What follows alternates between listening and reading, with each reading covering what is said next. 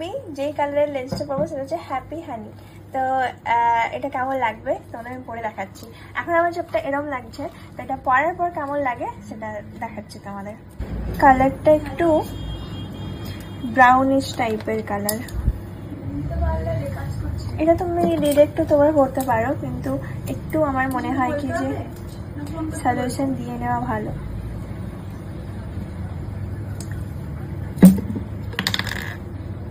আমি যেটা করি, লেন্স যখন থাকে অনেক দিন তখন এটাকে একটুখানি এরকম করে রাব করে একটু ধুয়ে নেবে, তাহলে কি হয় যদি কিছু থাকে ভেতরে সেটা বেরিয়ে যাবে এইবারে। আর এই লেন্সের একটা ব্যাপার হচ্ছে কি যে একটা সোজা উল্টো ব্যাপার আছে, হ্যাঁ ওইটা দেখে পড়বে, না হলে কি হয় উল্টো দিকে যদি তুমি পড়ে নাও তখন চোখের মধ্যে লেন্সটা এমনি ওঠানামা করবে।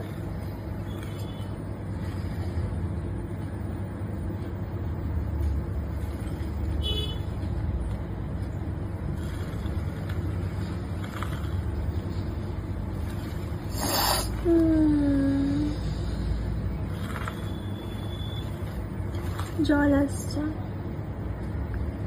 এটা হচ্ছে আমার কপালের উপরে, কখনো কখনো আসে না, আবার কখনো কখনো আসে।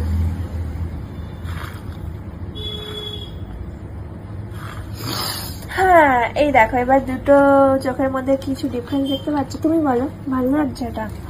হ্যাঁ ভালো লাগছে। আরেকটা কথা, লেন্স যখনই বের কর ওটাকে ভালো করে রাফ করে তারপরে বের কর। এটা তো তাও নতুন ছিল, যখন তোমার নতুনও, হ্যাঁ যখন নইলে ওই ওঠা পড়া করবে। হ্যাঁ যখন তোমার মানে রাখা থাকে কন্টেনারে, সেটা একবার ছেড়ে দুবার ভালো করে ওয়াশ করবে, তারপর করবে। তো ইয়েস এরকম লাগছে। আরেকটা আমি ভিডিওটা বড় করছি না, পরে তারপর তোমাদের ফাইনাল লিখতে দেখাচ্ছি, ঠিক আছে? ওকে, তোমার দুটো লেন্সই পড়া হয়ে গেছে। অ্যাকচুয়ালি আমার আইটা একটু ব্রাউনিশ টাইপের আছে, তো একদম ব্রাউন কালার আমার চোখে বোঝাই যায় না, তো এটা একটু গ্রিনিশ কালার আছে দেখো হালকা, তো তার জন্য এটা ভালো লাগছে, বোঝা যাচ্ছে আর কি। ব্রাইডালের জন্য মোটামুটি এইগুলোই ভালো লাগে। একদম যেগুলো হয় অ্যাশ কালার একদম, ওগুলো একটু অড লাগে, ওয়েস্টার্ন টাইপের, তবে এগুলো ব্রাইডালের জন্য ঠিক আছে।